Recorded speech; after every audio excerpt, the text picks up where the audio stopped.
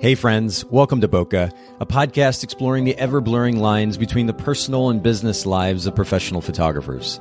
This is your host, Nathan Holritz, and I'm happy that you can join me in connecting with photographers and entrepreneurs as we discuss photography, business, and that sometimes messy thing we call life.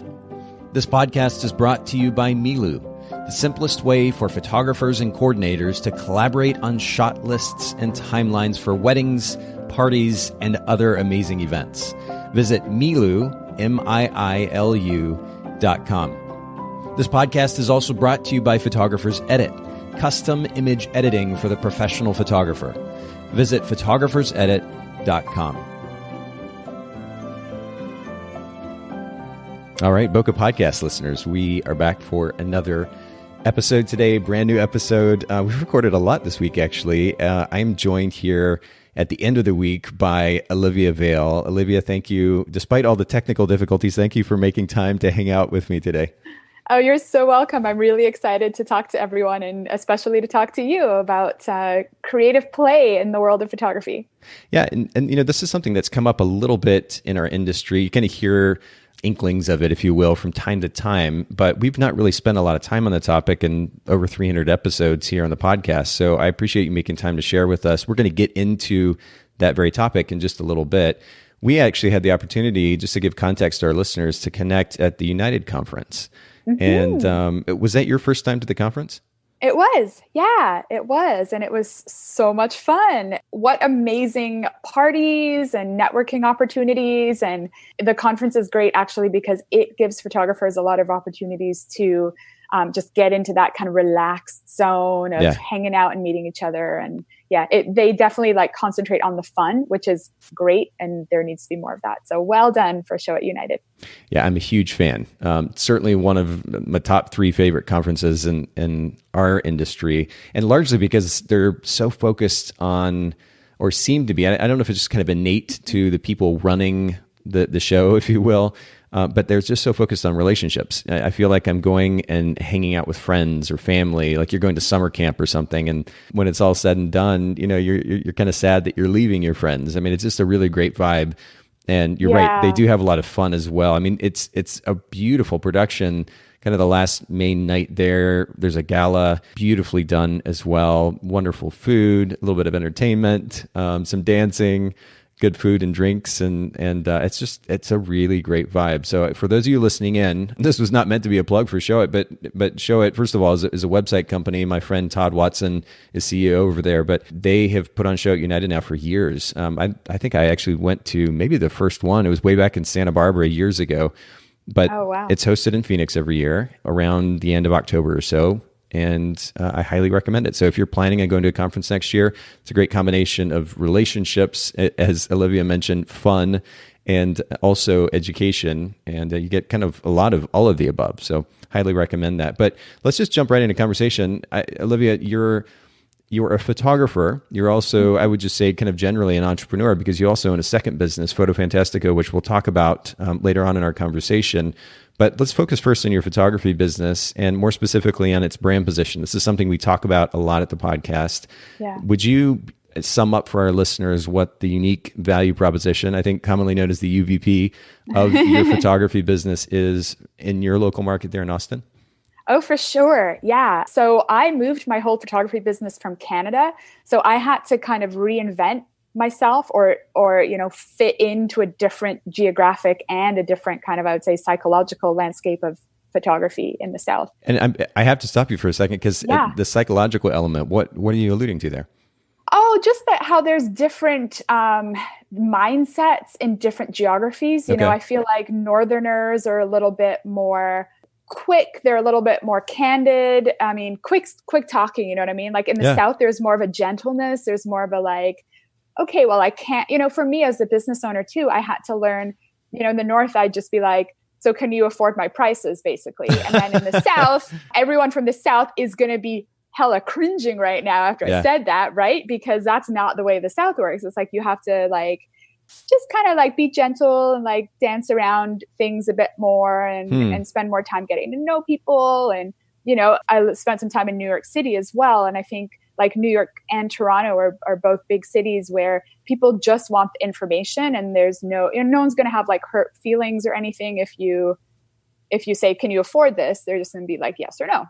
And then moving to the South, it was very different for me to adjust to like, okay, I'm going to like, like I have to be like learn the Southern hospitality kind of thing. That's probably like, my parents are British, and that's not something that I grew up with, but I've really enjoyed incorporating that in my business practices, like, and in my own personality too. So yeah, so that was one thing that like people don't think about, like how kind of like culture is slightly different from one place to another. And I definitely like saw that change coming to the South, and I really appreciate it. I remember standing in line for a bank, waiting to talk to the teller, and the teller was having conversations with everyone. And for me, that's pretty foreign. Yeah. And I remember being so impatient, like, oh, why do they have to spend 5 minutes talking to everybody? But now I love it. And like, that's one of the wonderful things about living in Texas, is because people want to know how you're doing. Like, they're not being nosy. That's just part of the culture. That's the culture. Like, how's your day going? Yep.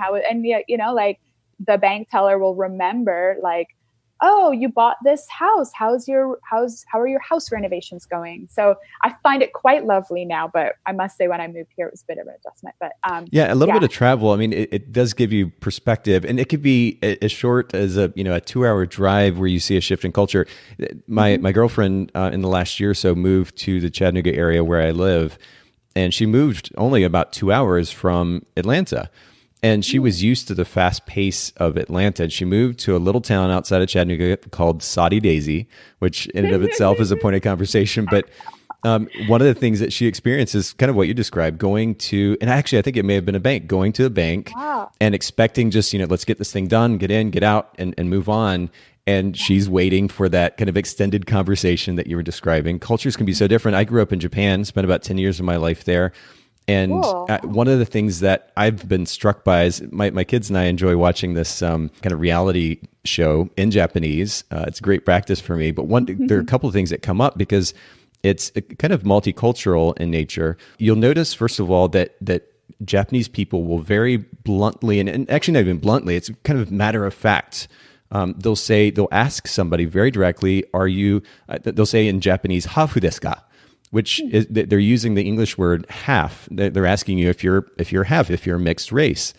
And I can only imagine the kind of looks and responses here, just in the States in general, that you would get if you pose that question to somebody.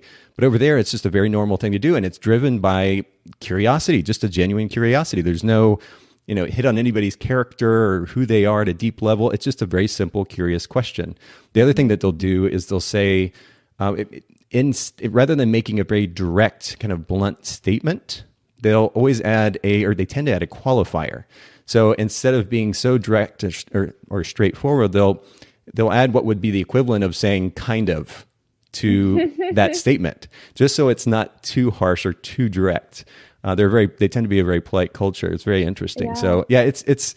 I certainly didn't expect to go this direction in conversation, but this is a good reminder for all of us to be sensitive to cultural differences, even if it's just a couple hours difference, because it can affect the way that we are able to engage with a potential client, the impression that we make, and ultimately the experience that we give them. So that's really interesting.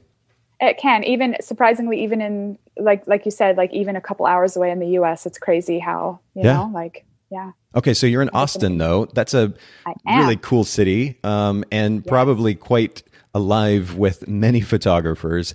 How do you set yourself apart? What is that brand position?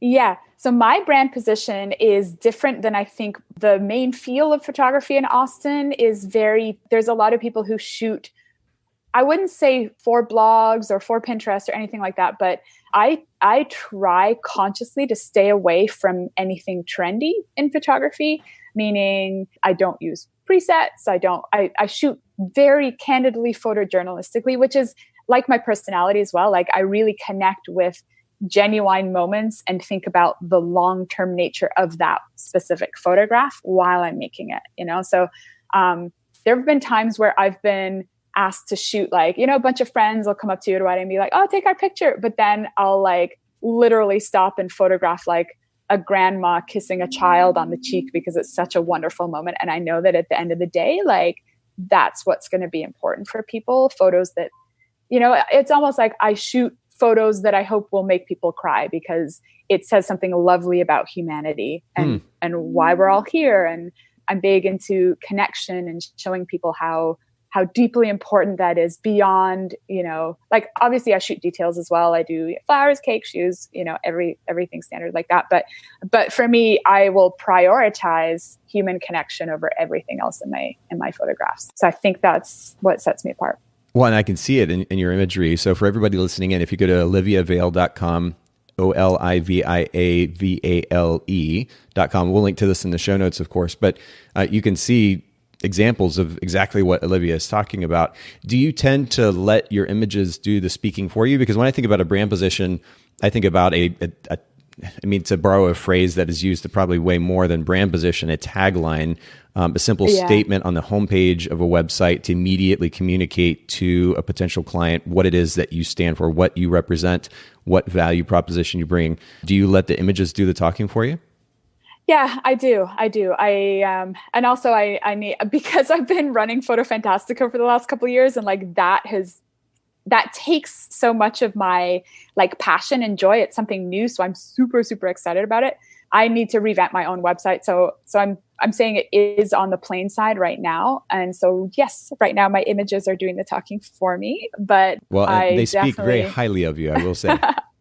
Thank you so much. Thank you. I really love my job. So well, and I do love the variety of it, of the imagery as well. And to your point, it's very obvious that you're not paying attention to one trend or another, which I think many times can get in the way of delivering a classic image that does stand the test of time. So that is a good reminder for all of us. But let me just kind of jump to the next question. I'm curious. I mean, you've been in business. Well, actually, how long have you been in business as a photographer? I like to say 10 years, but it's really probably more like 15 at this point. Really? Okay. I started really young. I have a degree in English, but while I was getting my degree, I was also getting paid to do wedding photography. So it's all I've ever done as a career. Yeah. So I've been at it for a while. So I've been around the block a little bit. Well, and then you started Fantastico how many years ago? This is its second time. So it's only been 2 years. Wow. It's been an idea for a lot longer than that. Sure. You know how you have ideas that you obsess about 100%. And then you get the chance to make them real, or you just have that one friend, like in my case, that one friend who said, this is an amazing idea. You should go for it. Like make it real. So that's what I did. But yeah. So and by the way, good for you for actually going for it, because there are many times that we do have, just as you described, those ideas in our head, and then we don't do anything about them. And then we become those people that are like, oh, I had this idea, but then so-and-so went and did it. And you see it come to fruition and you're not the one involved in it. So yeah, I love that you've gone and made something of that. And again, we'll come back to that in just a little bit for our listeners to have more context. I just want to interject that was the hardest part about having an idea that I was really excited about. I didn't tell a single soul about it until I had created the website, made the branding, set it all up. And I'm a very talky, open, sharey person. So to have that, like, it felt like the hugest secret from my friends. And I felt like I was kind of like betraying my photography friends by not telling them that I was working on this huge thing. But in retrospect, it was a really good idea because it is kind of a unique standalone thing. What kept you from actually talking about it? Because I felt like there were two things that made me kind of keep it secret. One was I didn't want the idea to get out into the world before I'd done it. Okay. So I felt kind of precious about it. Like no one else is doing anything exactly like this. Like sure, there are photo scavenger hunts, but nothing where, you get to see everything the very next day in a cinema and, kind of create the kind of fun that it creates. And then the other reason was because if I failed at it, I didn't want anyone to know. There's the truth. Yeah. Well, it is kind of, I mean, the first one was very valid as well. Oh, no, I get it. Like I was protecting it as well. But you're right. Like I had such a fear that if I told people that I was doing this big event, festival, contest thing, and then it didn't happen, or I chickened out before publicizing it, then I didn't want people to think that I was the type of person without follow through. Well, again, kudos for you for actually following through. And we'll tell our listeners more about that brand here in just a little bit. But we'll just say, for the sake of conversation, you've been in business for about 15 years. Yeah. What would be the biggest lesson that you have learned during that time frame that you would be most apt to share? If you had a 15-second elevator ride and you're like, I've got to tell you this thing that I've learned, what would that be? Yeah, I would say to not be afraid of failure. And that failure, so that's kind of, even though I'm saying I didn't tell people because I was afraid of that, I think that I had enough faith in it to go for it, even if it failed. And life is so short. If you decide, if you're doing weddings right now and you decide maybe you want to try headshots, but you're kind of afraid to take the leap and jump into it, you have only so much life, and you can always go back and do the thing you were doing before. I think that's the thing. It's like, even when I moved to a whole different country, completely by myself, it was like, I can always move back to Canada if Austin doesn't work out, or if I don't, because I was like, I might not meet anyone in this new city. I might not get any clients at all. Who knows how this crazy Texan town works? But there's always a redo in life. It's not like you're cemented into one idea. So there's not really a lot of risk in changing your path. And if you feel like your path should change, if you're not totally enjoying what you're doing, you should try the thing that you're curious about, and I think that we tend to think the risks are bigger than they actually are. Oh, everyone is going to find out that, I tried family photography and I failed at it, and everyone is going to just think of me as a failed family photographer. It's like, no, people aren't. People are too wrapped up in their own stuff to really track other people like that anyway. And other people love to see vulnerability. I think, we've talked in the last couple of years as a culture about how important vulnerability is. And I think failing is a really important thing to not be scared of in that vulnerability canon of, just trying something and embracing it. And likely you'll succeed at it. I think that's the thing. The hardest part in doing anything in life is getting over the self-doubt. I also try as a person, I did a month-long experiment where I tried to have no negative thoughts at all, which is really interesting and really fun, and shows you how powerful your mind is. When a negative thought comes in, if you just say, nope, I don't have time for you, kind of like meditation, the way you do that with all thoughts, you push all thoughts out. I think by not entertaining negative thoughts at all, we're only serviced by them. I mean, unless it's like, oh, this bill is due and I'm sending it in right now, like there are negative thoughts that are designed to be constructive, like a worry that you need to do something at a certain time, or shoot, if I don't leave my house right now, I'll be late. That's constructive. But all of the stuff that you're worrying about but not fixing at that time can just be let go. Yeah. So there are a couple of things here. One, when we talk about trying not to think of something, isn't there a tendency that our mind has just to immediately think about that? What did that actually look like to, quote, try not to think anything negative? I guess I have done some meditation, so I'm used to that concept of just letting things go from your mind in a way. That's exactly what it would be. I think that it's really easy to think of when that negative thought comes into your mind, oh gosh, I would love to be a family photographer, but I'm not as good as anyone else. And then that will spiral into more negative thoughts oh yeah, I should just look at these other people's Instagrams. Oh yeah, they are really great. I could never do that. It's just to not entertain the spiral, to not entertain the thought as it. Is this making sense? It does. Well, I mean, meditation, and we've talked about this in the podcast before. What I've learned personally anyway about meditation has come largely from a guy named Michael Singer. He wrote a book called The Untethered Soul. Have you heard of that before? Yes. Yeah. It's a really lovely book. But one of the things he talks about when it comes to actually sitting down and meditating is observing thoughts. And in fact, engaging with them as objects. So you're the subject, those thoughts are the object. And like pretty much anything in life, you have the ability to choose how to engage with them. So it's not so much about trying not to think of something. Because if we sit down to meditate and, quote, try not to think of something, our tendency is to then think of things. Yeah. We're going to think of something. Our brain just kind of continues to work regardless if we want to quiet it or not. So in that situation, what you do is you engage with it as an object. You see it. You acknowledge it. In fact, I literally picture in my mind there's a thought and I see it, and then I'm just going to see it out the door of my mind. And I repeat that process. And it is absolutely fascinating how that ends up putting me, or can put me, in quite a deep state of, again, the term we're using in this case is meditation, but that enables us to choose how to engage with that thought. We're going to think those things, but we can choose, as you put it, and I love the way that you put it, to go down that spiral or not. We have the ability to choose how to go about engaging with that thought. And so I think that's really powerful. Yeah. And it's amazing that anyone can do it even when they're not in a meditative state. You know, you could be like in the line at the grocery store and see something that triggers a negative self-doubt thought. And, you know, you still have the power, even though you're not in a kind of sanctuary zone in your mind. You still have the power in that grocery line to be like, nope, I'm not going down that spiral. Yeah, and I think it is just a matter of kind of training and like willpower. Right. Well, yeah, I mean, willpower, again, I think willpower in that case, I guess that does play in, because you're ultimately still having to choose to engage with that thought or not. But I think that's part of the purpose of meditation too.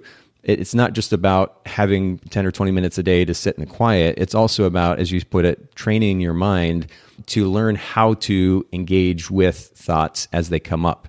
And Michael Singer in his book, he talks about, he asks the question, who are you?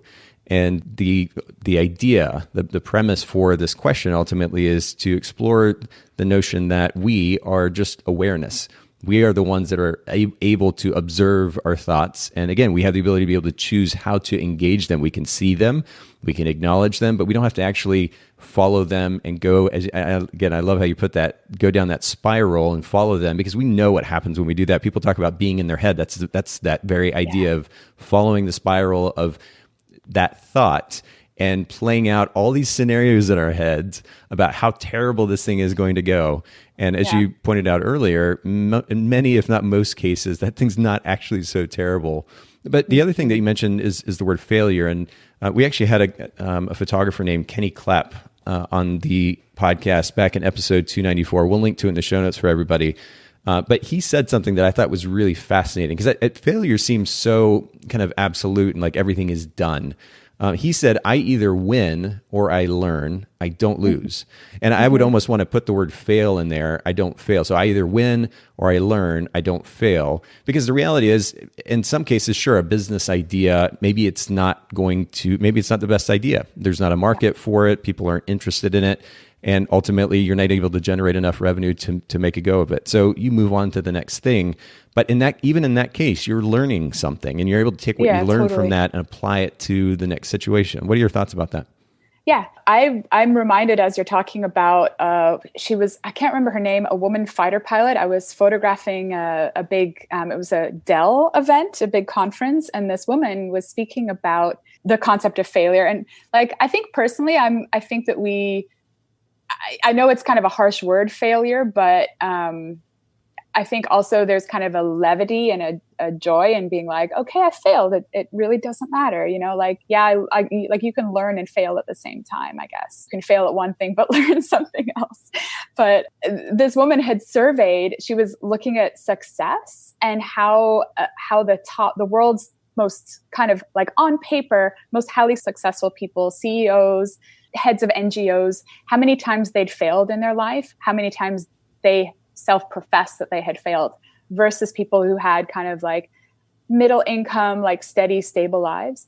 And when she asked the people with, you know, kind of middle income, middle of the road lives where they didn't take a ton of risks, those people said like, oh, I don't fail, you know, like that's not when I'm not set up for failure. I'm good at what I do.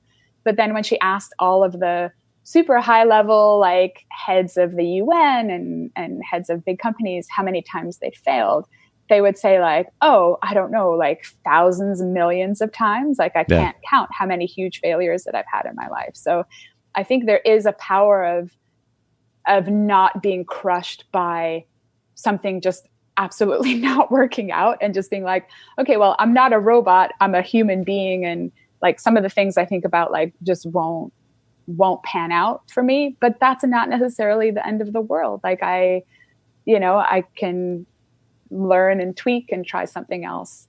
And that's exactly it. It's learn and tweak and try something else. I mean, that would sum it all up right there. I think, a lot of it probably comes from our childhood, the way that we were raised. Even I was raised in a somewhat kind of a perfectionist home. And so I walk away with the tendency to want to make sure everything is just so, at least in certain situations. And the reality is that's not life, right? Like, we're making it complicated for ourselves by taking that approach to life. So to your point, try the thing, do the thing. And if you need to course correct, in fact, I had this very conversation with my son because he was trying to make some decisions about what he's going to do for college and ultimately his profession. And I said, just do the thing. And if it doesn't work, you course correct and you move on to the next thing. It's not an end all be all. It's not the end of the world if this particular thing doesn't work out. And to your earlier point too, Olivia, you mentioned how life is short, and we hear that cliche a lot, but at the end of the day, it's very true. And you do, at least I'll speak for myself, I tend to realize it more as I get older. And one of the ways I think about this is if I have a conversation with somebody, it could be random. Maybe I'm at the bar, I'm having a drink, and somebody comes up and I have the opportunity for a conversation. I'm at a photography conference and they come up to the booth. I get to chat with them. Maybe it's on the podcast, whatever the case. Am I living an interesting enough life that the conversations I have with people are compelling? Because it's a good one. Yeah, well, it's safe to sit around and watch Netflix and do enough to get by, make enough money, and feel safe and comfortable. But if I go to have a conversation, I have nothing to offer in that conversation. In some ways, I feel like, at least for myself anyway, it speaks to the boring life that I'm leading. And I need to up the ante. Not only will that be great for me in my experience of life, it'll challenge me, I'll learn, I'll grow, I'll have exhilarating experiences, but then I have something to offer to at least a conversation, if not even beyond that. And absolutely, that's a kind of a compelling thought for me anyway. And I think it makes the day-to-day stuff seem easier. Yeah. If you take on a big challenge in life, or even if you decide like, oh, I've always wanted to act, like maybe I'll sign up for acting lessons. Like, I'm really big into people like, obviously being playful and exploring different sides of themselves. And, it's like that kind of thing, even if it doesn't lead to anything, the pushing yourself through that fear of doing something new will make everything else seem easier. And, I think it also like helps your brain face challenges, because if you've done something that pushes you outside of your box, then you're way more apt to like, okay, well, maybe I can try and fix my car myself, or maybe I can try and do a painting if I've already succeeded in acting, or, like there's all sorts of little things that are trickle down benefits from pushing ourselves. 100%. Yeah. I mean, the reality, I listened to a guy named Joe Rogan. Many people might know him as the Fear Factor host years ago. He's got a podcast. He does color commentary for the UFC, but he's got a podcast. It's actually one of the most popular in the world, millions and millions and millions of downloads. But one of the things that I love about him, he's a very practical guy. And he talks about, on just a very simple level, the reality, which is that like in our, at least, 2019 first world American culture, we might even be able to say this about Canadian culture, but we've become very soft in most cases. And, the thing that is difficult or challenging or heroic, some of these labels that I see attached to certain behaviors or accomplishments, in some cases, at least from my perspective, are almost laughable. Because when I think about somebody who's a hero, I think about, the person rushing into the firefighter rushing into a fire to go save somebody, or that person in battle who, despite the gunfire, is going to rescue his friend and his comrade. Like, these are things that are just not, and these are, of course, those are two simple examples, but we don't face that type of danger and challenge on a regular basis. And most of us anyway have a comfortable place to live. We have food, we have a little bit of money. And so we're not used to, as you put it, having challenges. And so pushing ourselves beyond the box or beyond our comfort zone, even if it's something like, going, even this morning, I worked out and I do a high intensity interval session for 20 minutes. And those hard intervals, I mean, they're uncomfortable to the extent that I might even begin to feel a little bit sick. But pushing that hard means that the other side of that, it's something that would be even somewhat challenging isn't as challenging anymore, because I know that I have the ability to push myself to that that level of uncomfort. And again, that's just one simple example, but I think it is good for us to push outside that comfort zone. It could be skydiving. It could be putting in a hard workout. It could be starting a business, whatever it is. Push outside. Your life's going to be more interesting. Your conversations are going to be more interesting. And ultimately, I think you're going to benefit on multiple levels. Man, I love this. We're just like, this is a philosophy conversation this morning rather than totally, yeah. I love it. I really appreciate you sharing your perspective. Let's talk about time. Speaking of philosophy, I mean, at the end of the day, time is a limited resource, and running a business, it's exciting, and naturally we tend to throw ourselves into it. But how do you manage to have time for yourself, the important people in your life at the end of the day as a business owner? Are there certain principles that you have implemented in your life? Well, one thing I try and do is I try and spend 30 minutes every day just sitting and thinking. Really? Okay. Without not meditating, and it's because I feel like it's so rare that we have the time to do that, to let our thoughts kind of sort themselves out. And I have a very busy mind, and I feel like I have racing thoughts and ideas all the time. I used to be a crazy insomniac where I just lie there and think and think and think and think. And I try and get that all out in the morning now.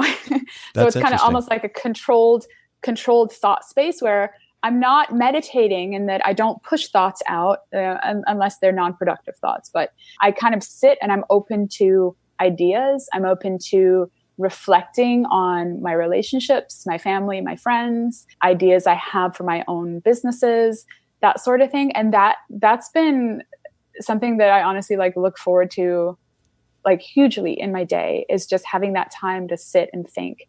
And, I think people in other cultures are better at this, at least driving around Mexico, and you'll see people just hanging out on the porch, by themselves, just passing the time. And we literally have no time to take off, in our lives. So you have to carve it out. But that's something that I really love to do. And then also volunteering really grounds me. I mentor kids who have parents who are incarcerated at school. Wow. So that is super fun, because the kids are just the funniest, just like normal kids. Obviously they've had a little bit harder of a life, but kids will be kids, and we just draw and play and talk together. I don't have kids of my own, so just keeping connected to, I guess, kids in my life is super important. And I bet it brings incredible perspective too.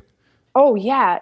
Like this 5-year-old I mentor, he doesn't have a bed he doesn't have a bedroom. He doesn't have a bed. So he sleeps on the floor in the living room. And one of his struggles is that his older siblings watch really scary movies. So his little 5-year-old brain gets full of, kind of scary thoughts. And we have to kind of process that a bit. So it gives huge perspective, which I think is great for everybody to have, just to realize how lucky we are. Wow. Yeah. Perspective's everything. And again, we could kind of follow that rabbit trail for endless amounts of time, probably, because it's fascinating how even just, a few minutes with somebody and hearing their story can bring perspective, or hearing an experience from somebody or an idea that has kind of manifested itself in their lives. They're sharing that with us, and we kind of open ourselves to that and consider how that's relevant to our lives. It can change how we approach life almost immediately. It's really, really fascinating. But we have to kind of set aside ego and keep an open mind. And I love that you're prioritizing actually giving of your time and connecting and helping others, or connecting with and helping others. I think it's a beautiful thing. And honestly, that's not an answer that I've heard much, if at all, on the podcast. And it's a really beautiful example and reminder for all of us. So I appreciate you sharing that with us. Also, I'm weird in that I don't feel like I need free time for myself in the same way as other people do. Sure. I just like to be busy all the time, and I feel like it works for me. In those Myers-Briggs tests, it tells you how introverted and extroverted. I'm a 97% extrovert. Okay. So I need no recharge time as a human being. Yeah. So I feel like, for my fiance, who's a 97% introvert. Wow. So we complement each other really well in those ways. He definitely needs his own time, and I really don't need any of that. So I feel like I'm lucky in that, I can just kind of keep going and be I'm not a very introspective person. I don't think about myself a lot. I just kind of like do a lot of things, which, yeah. I think the artist types, if we want to put the introvert label on them, that's fine too. But I think we could stand to do more and think less, at least in some cases. Because again, to our earlier conversation, I see all you have to do is jump on Facebook and spend 5 minutes there, and you see people, whether it's in our industry or outside the industry, that they have the luxury of being able to be in their head, and unfortunately, to an unhealthy extent, and they get stuck there. And it's fascinating what happens when you step beyond that and start doing. And I can speak from experience, because I spent way too much time in my head for a large period of time, actually. And it kept me from being, it's not just about being productive. It's about living. We sit around in our head for too long. It can cause a variety of psychological issues, but simultaneously, we never actually do anything. We never actually live. And I want to live more and maybe think just a little bit less. I think it's important to have perspective and to in some cases plan, and certainly to have a little bit of introspection and to be self-aware. I mean, I don't want to minimize any of that, but I think our culture, again, because we're so comfortable most of the time, we tend to spend too much time in our head, and I think we need to get out of that and start doing. So again, I appreciate that reminder, that example. Talk to me about something about, well, I guess ultimately a book, maybe a podcast that has made an impact in your life in the last few years. Does something come to mind, whether it's a business book or maybe a self-help book? A self-help book in a way that is not explicitly self-help that I love. Okay. And some of you guys might have heard Dr. Stuart Brown's TED Talk on play. But that for me just speaks to like everything that personally I feel is beneficial for like a creative person, especially, is to remember how to play. Okay. And it's called Play, How It Shapes the Brain, Opens the Imagination, and Invigorates the Soul.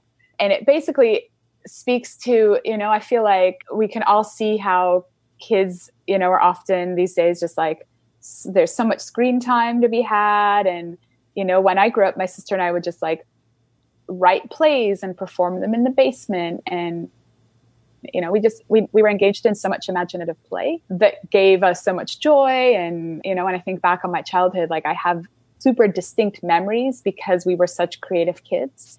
And I sometimes wonder, like, are kids these days going to have those kind of like crazy, colorful, heightened, like sensory memories of just like doing something creative with their siblings, with their friends. Yeah. And I think the same is for adults too. It's like, Dr. Brown says in his book, the playless adult becomes stereotyped, inflexible, humorless, loses the capacity for optimism, and is quicker to react to stress with violence or depression than the adult whose play life persists. So that's a philosophy that really speaks to creative playfulness and incorporating play in your daily life as a tool to, like, not only because it's enjoyable, but because it will make you a more optimistic, more fulfilled, happier, healthier human being. Wow. Okay. So I did a search here on YouTube, and the one that popped up from Dr. Brown is Play is More Than Fun. Is there a different one? Mm-hmm. No, that's it. That is it. Okay, cool. Mm-hmm. We'll link to that in the show notes for everybody who's curious. I'm definitely going to have to take a listen to that here after we're done. It sounds really, really interesting. And we're going to talk more about this idea of play in just a second, but let's jump to one more question here. And this is kind of geared toward the photography realm again. Uh-huh. What is an unusual item in your camera bag that has enabled you to be a better photographer? This doesn't have to be a camera or lens, obviously. Does something come to mind? I thought about this, and I would say having lots of granola bars is the only thing I can think about. Okay, well, we at least need to know the brand. What's your favorite brand? I usually just buy Nature Valley. Like, I'm not, when I'm shooting, I am so in the zone that I would literally eat like anything weird that had calories in it, like as long as I got nutrients in my body. I'm pretty skinny and I sometimes forget to eat. So I just have to like remember to fuel myself. And I know that if I don't eat, then I'll get kind of shaky and, being kind of like a tall, long-limbed person, I feel like it's easy for me to get kind of low blood sugar. So if I, I'll tell my second shooter that as well, like, help yourself to any of these granola bars and snacks and make sure that I'm eating as well. If you see me like, looking like I'm fading or a little pale. Yeah. Make sure to hand me one. Do you like the chewy granola bars? Or do you like the ones that are a little bit harder? I like the harder ones just because the chewy ones always tend to be too sweet. Like they just seem like too sugary for me. I have a like very low sweet tooth. I have a salty tooth though. Well, that's probably I love salty snacks. Yeah. Yeah. Well, I remember, I think it was, I'm trying to think, the Nature Valley, those harder like cinnamon flavored granola bars, that type of thing. I think my mom used to pack those in my lunch growing up. So I remember very distinctly the texture of those granola bars, and it was a good thing. But that's funny. All right. So for anybody who's curious, who's never had a Nature Valley granola bar before, we will link to them in the show notes, and you can thank me in advance. And if you do like sweet things, I would highly recommend the sweet and salty ones. Oh, really? Because those are great. They just get too sweet for me, but they're really good. I can eat like a quarter of them before I get like sweeted out. Like my mouth will just be like, too sweet. Yeah. But yeah, if you like sweet things, go for the sweet and salty for sure. Yeah, don't they have a salted caramel flavor that has that kind of sweet and salty both? Oh, I don't know, but that sounds good. I know that they have like a little yogurt blanket layer on them. Mm-hmm. And then the like nuts and sweet stuff inside. So. Yep, absolutely. All right. Well, Haley, who produces the show, she's going to link to maybe a few of these in the show notes for anybody who's curious. But let's jump to this conversation about play. And you pointed out the fact, Olivia, earlier that we've talked about the topic of vulnerability in our culture for the last 2 or 3 years. It's become a popular point of conversation. The significance of in a creative industry or the photography industry like ours of kind of getting outside the day-to-day, just shooting for work for the sake of creativity and minimizing burnout. This is something that's come up. It's begun to come up. Did you have an experience in this realm? I mean, was there a point at which you kind of burn out on photography or burn out in your business because you weren't incorporating play? What did that look like? Yeah. So in Canada, I was shooting about 30 to 35 weddings a year. Okay. Mostly by myself too. Like I would shoot solo often because I just like felt like I like I definitely could handle it, but I feel like I missed out on, I kind of burned out, I guess, socially on having a life. Sure. So it wasn't the work that burned me out. It was what I was lacking. So what I was lacking was spending time with my friends, spending time with my family, spending time with other photographers. And, I was kind of just a one-woman show of sleep, eat, shoot, edit. I would shoot on a Saturday, have everything blogged by a Wednesday, by the same Wednesday, and have everything ready to be delivered on Thursday or Friday. Wow. Yeah. So I was basically just a workaholic for a couple of years. And that was before I moved to Austin, which is such a fun-loving, patio-friendly, warm evenings almost all year long where you can just like shoot the shit and sit outside with friends and have a great time. Sounds kind of ideal. Yeah, it definitely like slowed me down when I moved here in a lot of really healthy ways. So I think for me, combating the burnout that I felt was, and the burnout, it's funny because I love shooting weddings so much that it would be really hard to get burnt out on the physical like act of like seeing and shooting a wedding and being there. But I was definitely like sacrificing everything else in my life for that. But this is actually a great segue into my next question, and actually a point that you made earlier too. I'm curious about this because you mentioned earlier that you're not one that feels like you need time for yourself, that you have a tendency of doing. And of course, psychologically, this could come from various directions, but I'm curious, do the ideas of play and work have to be mutually exclusive? Like if somebody is so burnt out on their life or on their business, is there a chance maybe that they need to kind of rethink the business model in order to feel like, or in order to enjoy themselves a little bit more and not feel like they need this? There's this kind of distinction of, I need to go on vacation, or I need to, I'm excited because it's the weekend and I can have a break from what I do. Should there be maybe a shift in mentality about this? What do you think? Oh yeah, I think you've hit the nail on the head. It's if you're not thoroughly enjoying what you're doing, then, maybe it's time for a little tack in your career path, or maybe it's time to reevaluate what things really bum you out and what things you could give to someone else to do. Like I think a lot of photographers struggle to outsource because they want to have control. And like, I know that, that comes up on the podcast, that has come up probably for a lot of people. They know that instinctively that outsourcing is wonderful. It's just like taking the leap of faith to do that. Sure. But yeah, there should always be, I remember like when I was a kid, my mom, when she dropped me off for school, me and my sisters, she'd say, remember to be silly instead of remember to study hard and get good grades. Or, I think she knew also that we were like pretty diligent, but definitely there was a reinforcement in my family about like, that you should take time to laugh and have fun, and definitely even spending time with friends, games nights, getting together with other photographers is super reinvigorating. And I think that sometimes like, yes, reevaluate like what you're doing in life, but also like, are those other things, do those auxiliary things support what you're doing?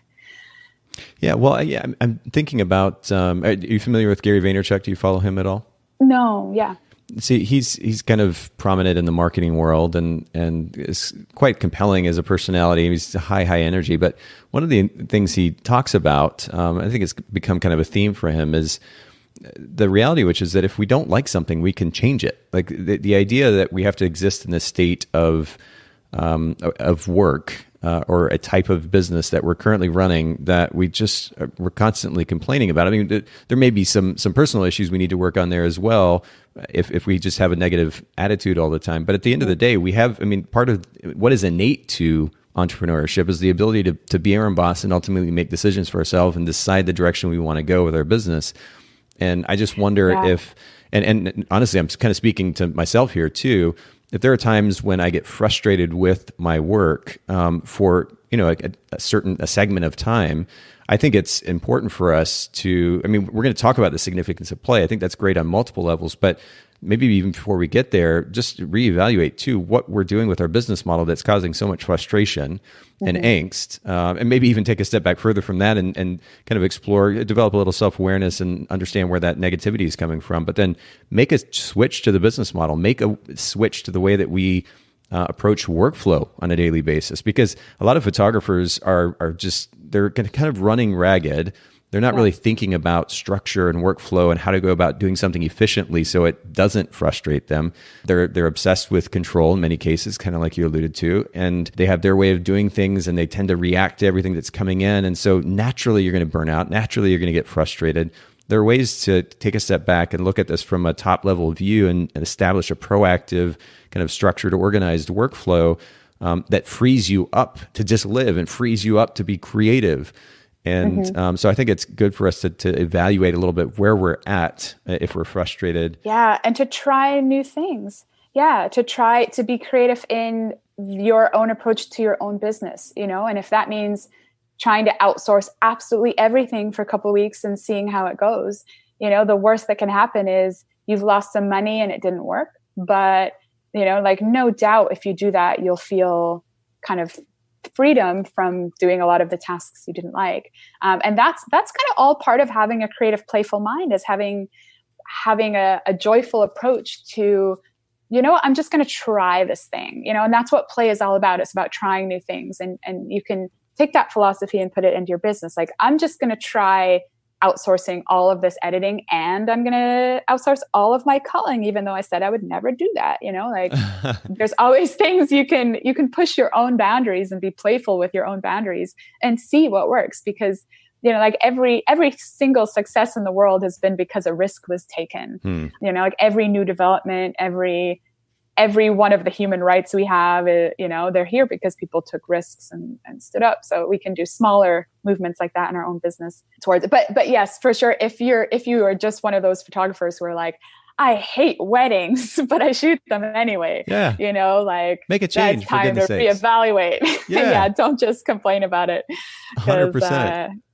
Okay, well, let's shift the conversation to play, though, because I want to, for the sake of our listeners, kind of make this practical. I'm a huge fan of them being able to listen in and take some information and go do something with it, speaking of doing. So can you kind of paint a more detailed picture, colorful picture here for our listeners? What does it look like to play for the sake of encouraging creativity, minimizing burnout, in a really practical way in day-to-day lives for photographers? Yes. So I started thinking about this when I spoke at a conference in Amsterdam about 6 or 7 years ago. Very and cool. I ran a workshop there as well through the Fearless Photographers organization. Another amazing conference, by the way, Friends of Fearless is coming up in January. And everything that Fearless does is also like very grounded in community. And they kind of have like a photojournalistic bent to their wedding photos, which I personally like resonate with. And that's been a community that's been big in my life for a long time. So little plug for Fearless as well. That's awesome. Yeah. We'll link to it in the show notes for anybody curious as well. That'd be great. But so at this workshop, I decided instead of to do a workshop and this was like, so I spoke and then had this workshop to do a play shop instead of a workshop. So there would be no sit down kind of instruction or talking about image making. There would just be image making. And to do that, I gave the class participants different image prompts and had them, like find your composition and then sit and wait for at least 5 minutes and see what happens. Like, so, they just had like little experiments where, we all fall into patterns in our image making.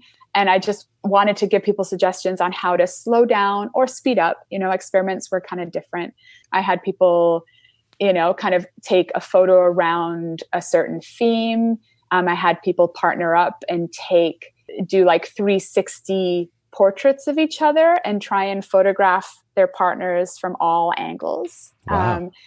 That kind of thing. I feel like our eyes get accustomed and, neural pathways, that's a big thing. It's the same as having like negative thoughts. If you have too many, you actually like will cement in those neural pathways that have the same kind of thought. Creative thinking can be the same. You can kind of override creative thinking into predictable image making that you do because you've done it so many times that you kind of cement those neural pathways. So even by thinking creatively in different ways, you're helping your brain out by showing it that it can think in different visual patterns. So that's kind of what Photo Fantastico is based around, is the idea of giving photographers different prompts and training people's brains to be able to think in different ways. Photo Fantastico is also fun because it's done in teams, but there's a lot you can do at home by yourself too. Like I actually have 3 examples for listeners that they can try. And also one thing I recommend, which is really fun, is to set an alarm on your phone for some time during the day where you're going to be home or in your studio, that you'll forget about. Let's say if I was going to give myself a creative experiment to do today, I would set an alarm for maybe like it's 11 right now. I'd set an alarm for 5 p.m. By the time 5 p.m. comes, I'll forget about it, but my alarm will go off and I'll be like, oh, okay, now I have to do this image experiment. So some of the image experiments that I kind of wrote down to share with you guys is take a photo of the most interesting thing in the room in the most interesting way. So that could be something like, your favorite object in your living room, really exploring that object, and don't just take it straight on, but finding like a really interesting way to communicate to your viewer what you love about that object and why it speaks to you so much. So that's a cool one. Second one is take a photo of a color that speaks to your soul and look at it for a full minute. I feel like, we use color all the time in ways that we don't know in our compositions. We prefer images to others because of color, and we don't necessarily realize it at the time. So this image experiment just lets you go crazy and fall in love with a color and just sit there and look at it. I think sometimes thinking about what we love about an image will help us appreciate all of the amazing visual things that we get to enjoy in our world. And then the last image experiment is to take 5 selfies in 5 minutes in radically different ways. Oh, man. Okay. Yeah. So this one is fun. And for this one, you have to toss aside the idea that it's, that you're looking at an image of yourself, and, just don't be judgmental at all about that. But using yourself as a subject and finding ways like, you might have a corner of your house where the lighting is really cool, but you've never really noticed. And maybe you can play with that lighting or play with ways in which mirrors can move in your house and find an amazing way to take a selfie that way, I think that, it's just fun to play with different ways to make images, and you can use yourself as a subject and not show these images to anyone. It's a fun way to get your brain thinking. And the more also you think in a quick, creative way, like that's why, I'm suggesting do 5 in 5 minutes, because sometimes your brain will have a block when you start something. But it's kind of like Jedi mind training. Like creativity can be the same way. By making yourself think quickly and think creatively, you can train your mind to think creatively more often and have more access to those parts of your creative brain. So that's a really good one for, it's like brainstorming is good for that as well. It'll start off slow, and then usually if you're doing kind of a writing experiment when you're brainstorming, things will just flow and get quicker, and you'll usually like the things you thought of at the end rather than at the beginning. And I bet that if you do that selfie experiment, you'll prefer the photos that you made at the end rather than the first one, because you'll have just warmed up your brain even in those 5 minutes. Yeah, that's a great point. Well, and it'd be interesting too. I mean, I was taking notes as you were talking. The first point that you make, take a photo of the most interesting thing in the most unusual way. You could even do that 5 different ways too, because you're right. There's a tendency. I mean, as I shot weddings for over 10 years, and it became second nature to be in not the most ideal scenario, not the prettiest of situations or locations, and be able to figure out how to frame it and use the light and take a beautiful picture. And your brain has the ability to be creative very quickly. But the caveat there is most of those pictures tended to be from the same, the same angle, same focal length, and it's almost like rinse and repeat. So the idea of kind of pushing yourself to take 5 different angles or perspectives of a particular subject or object, I think is a really great way to go about forcing yourself to be creative, because it is so easy just to pull out the camera or pull out your phone and just snap a shot and be done. And it might get the job done, but how interesting will it actually be? So that's a really cool thing. And then you said take a photo of a color that speaks to your soul. So talk to me a little bit more about what this means, what this looks like. Like, how would you go about this process when you're taking a photo of that picture and then kind of dwelling on it? What does that look like for you? Yeah. So that is also another good one to do, like when you're in a place which you love, like your own home. For me, I have a big like salmon red colored couch in our living room. That's like it's just a beautiful, like vibrant color, and everything is kind of like matched in our house, kind of coordinated around it in a way. And I think that, we visually are, there are all sorts of studies that show how your mood responds to different colors. And that's just one that lets you like appreciate a certain color in a certain way, and just lets you dwell on it a little bit. Yeah. Almost kind of like what you were talking about earlier, where we actually make the time or take the time to sit and just be in the moment and let the thoughts kind of flood our mind if we want to. That's kind of it's almost a meditative experiment. Oh yeah. Yeah. It's very meditative. And it reminds me of being in a museum, and just like, it was about 20 feet wide it was probably pretty square, this painting that just had like gorgeous, like blues and corals and super vibrant, immersive colors. And I remember just looking at it and like feeling like I was falling into the color, because it was it just resonated so much and was so lovely to look at. And, I think just, connecting to things like that in a way, and shutting off your adult brain that says like, oh, that's kind of silly. Like, like, why would I just like look at a color? Like that's, it's like, no, like really appreciate it. Like all of these amazing things exist in the world for us to look at. But I think we forget why we started doing photography in the first place. And it's because we were all those kids that fell in love with visual things, like we loved image making and being creative with cameras. And I think especially like weddings and portraits, you can get like stuck in a rut. Like, I shoot a wedding cake with an 85 millimeter lens, usually like 1.8 aperture from a certain distance back. Yeah. And like, I know exactly my lighting that I shoot, but like, wow, what if you could take, like another angle where you saw, where you took a picture of like the inside of the moist cake after it was cut, but with like some people eating the cake in the background, or, like you could make a whole different kind of detail shot. And, thinking in ways like that will not only improve your images for your clients, but also give you more sense of like satisfaction and fulfillment as an artist, which we all started as photographers. And then somewhere along the way, we get into this like, oh, I'm just doing things by rote, you know? And that's what kind of Photo Fantastico exists, is to like bust people out of thinking in those set patterns.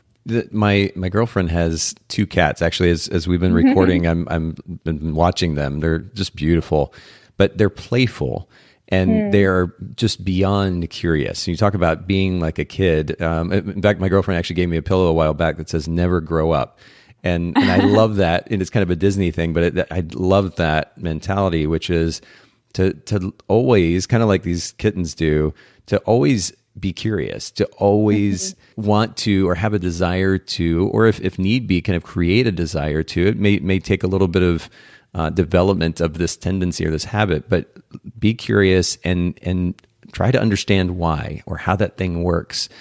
Take a step back and just listen or just watch.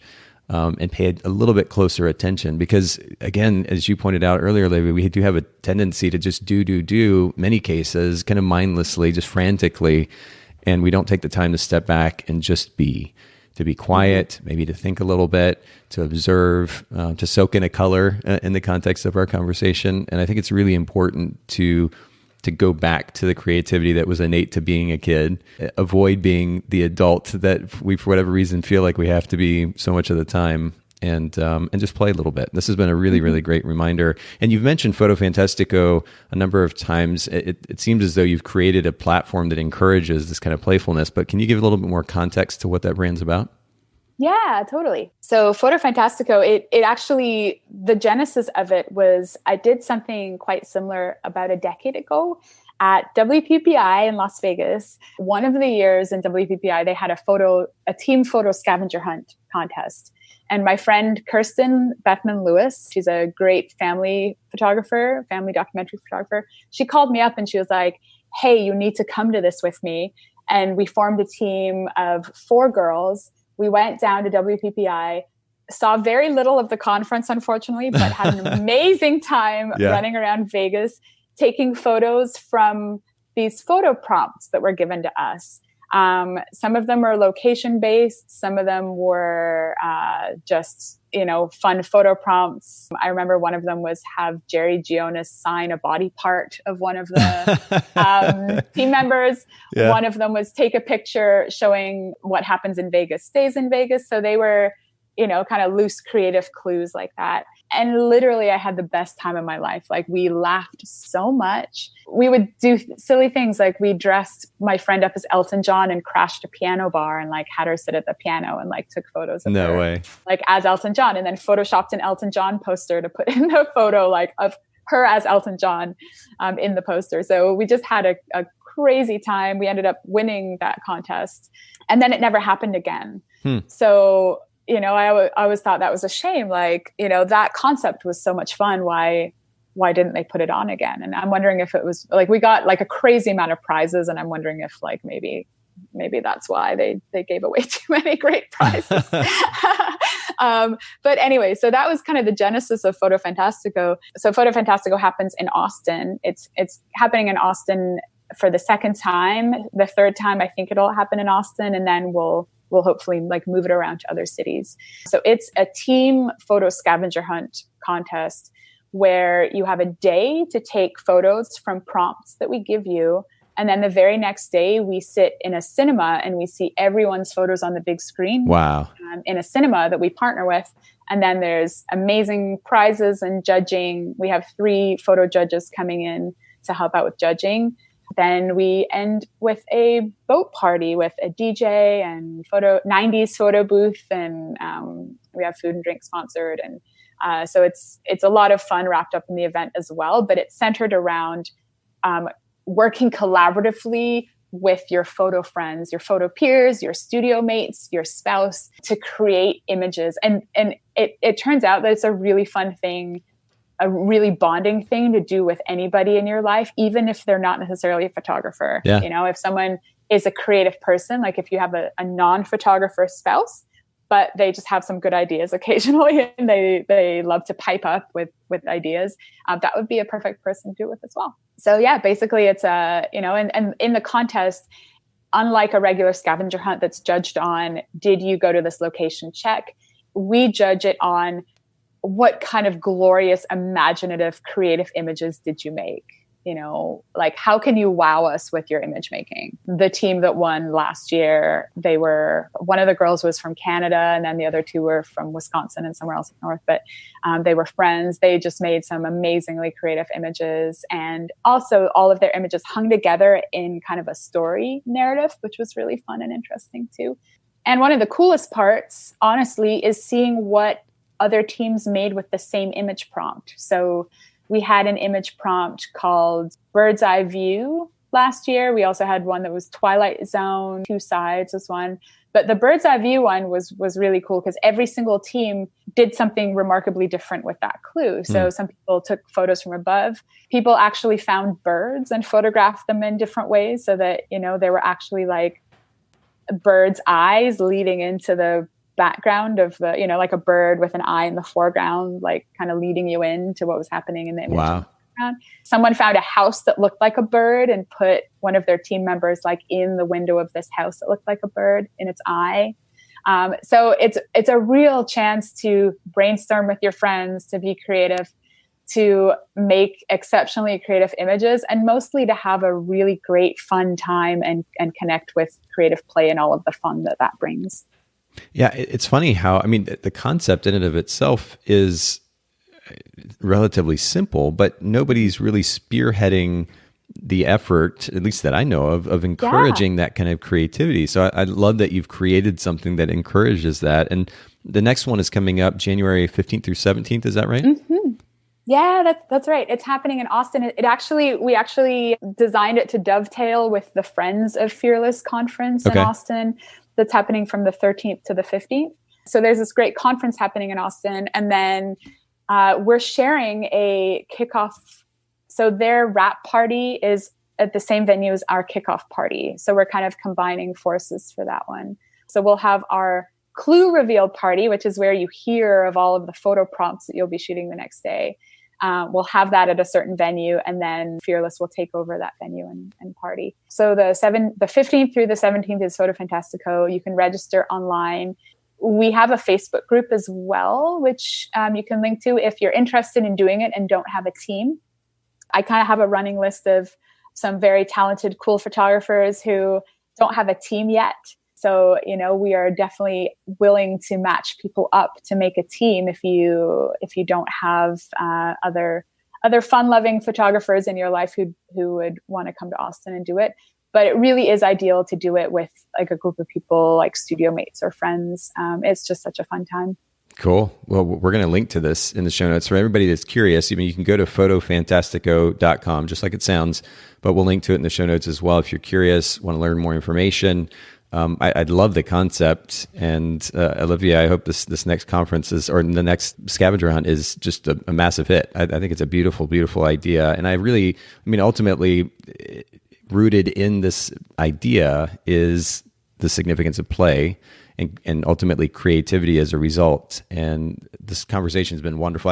It was so wide ranging. We've talked about so many different things, and I really love that. Ultimately, we've come down to the significance of play, creativity, and I like that you're spearheading a new brand that encourages that. And again, we'll link to all of these resources that we mentioned today in the show notes. Whereabouts can everybody follow you on social media as well?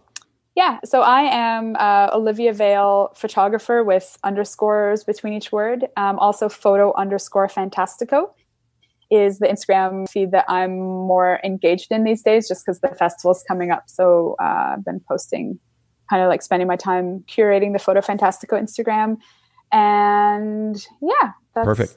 Yeah, so photo_fantastico and then Olivia Vale photographer. Okay, and we'll put those in the show notes as well. Thanks everybody for listening in, and ultimately thank you, Olivia, for making time for the Bokeh Podcast.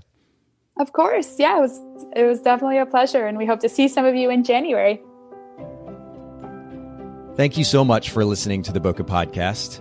Will you let us know what you thought by leaving a review of the podcast in the Apple Podcast app? And I'd love to hear from you personally with your thoughts about the podcast and suggestions about future topics and guests for the show. My email is nathan@photographersedit.com. The Bokeh Podcast is brought to you by Milu, the simplest way for photographers and coordinators to collaborate on shot lists and timelines for weddings, parties, and other amazing events. Visit Milu, MIILU.com. This podcast is also brought to you by Photographer's Edit, custom image editing for the professional photographer. Visit photographersedit.com.